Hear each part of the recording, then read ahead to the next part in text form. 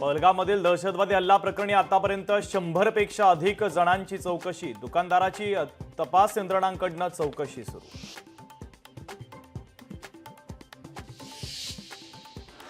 नागपूरमध्ये जगातील सर्वात मोठं चित्रपटगृह उभारणार। वेव्ज 2025 परिषदेमध्ये महत्त्वपूर्ण घोषणा।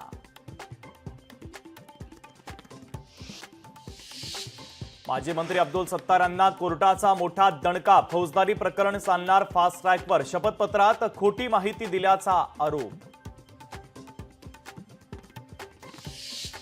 जम्मू काश्मीरमध्ये लष्कराच्या वाहनाचा अपघात। रामबनमध्ये लष्कराचं वाहन दरीत कोसळलं। अपघातामध्ये 3 जवानांचा मृत्यू।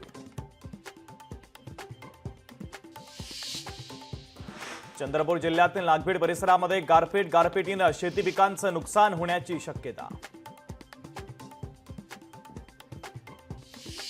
भंडाऱ्यात अंगणवाडीतील लहान बालकांच्या जीवाशी जीवघेणा खेळ। पोषण आहाराच्या पाकिटात आढळले बुरशीजन्य आणि कुजलेले अन्न।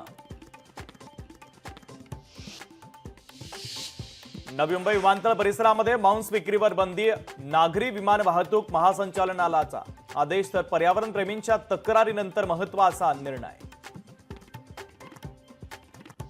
नेटफ्लिक्सला भारतातून 16,000 कोटींचा फायदा। तर सारंडोस यांच्याकडून मनोरंजन विश्वातील बदलांचा वेध। 90 शहरांमधून नेटफ्लिक्सनं वेब मालिकांचं चित्रीकरण। तर 150 भारतीय वेब मालिका आणि वेबपटांची निर्मिती। नंदुरबार जिल्ह्यातील दुर्गम भागात भीषण पाणीटंचाई। अक्राणी तालुक्यातील 3 गावांना टँकरनं पाणी पुरवठा। तर जिल्हा परिषदेच्या ग्रामीण पाणीपुरवठा विभागाच्या वतीनं पाण्याची सोय।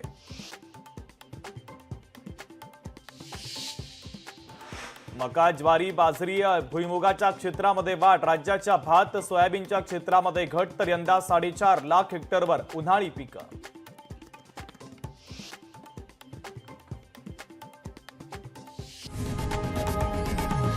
लोकशाही मराठी ऐका, पहा, जागरूक रहा।